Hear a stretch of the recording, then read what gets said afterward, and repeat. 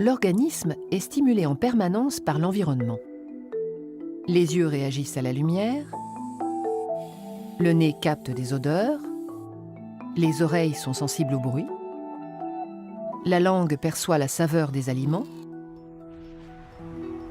la peau est sensible à la température et son contact avec les objets permet d'identifier leurs caractéristiques. Ces organes sont associés à nos sens. Ce sont les organes sensoriels. Quand un organe sensoriel est stimulé, il génère des messages nerveux. De nature électrique, ces messages se propagent depuis les organes sensoriels vers le cerveau ou la moelle épinière. On les appelle messages sensitifs afférents. Et ils empruntent le circuit des nerfs sensitifs. Le cerveau et la moelle épinière sont des centres nerveux. Ils analysent les messages nerveux sensitifs qu'ils reçoivent. Selon l'organe sensoriel qu'il a généré, un message nerveux sensitif arrive à un endroit précis de ces centres nerveux. Par exemple, les messages issus des yeux arrivent dans la partie arrière du cerveau. Les messages issus de la peau arrivent dans la partie médiane, etc. L'arrivée des messages nerveux déclenche une analyse complexe et très rapide qui se manifeste par une communication intense au sein des centres nerveux.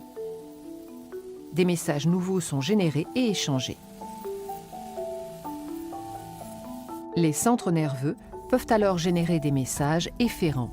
Ce sont des messages qui empruntent d'autres nerfs et qui transitent jusqu'à certains organes. Par exemple, les nerfs moteurs sont spécialisés dans la communication des messages moteurs efférents vers les muscles. Lorsqu'un organe reçoit un message efférent, c'est un ordre qu'il reçoit du cerveau et qu'il doit exécuter. On dit que c'est un organe effecteur. Ici, un muscle reçoit l'ordre de se contracter.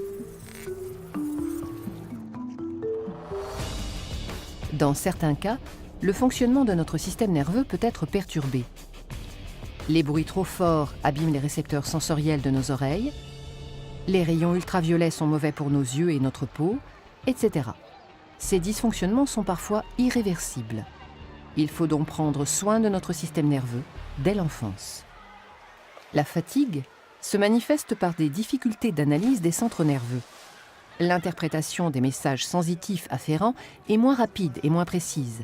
Les messages efférents envoyés aux organes sont moins bien adaptés à la situation. Les consommations de drogue et d'alcool perturbent aussi le fonctionnement des centres nerveux et peuvent avoir des conséquences dramatiques pour l'organisme. Trop d'alcool, trop de fatigue, trop de médicaments? Passe le volant.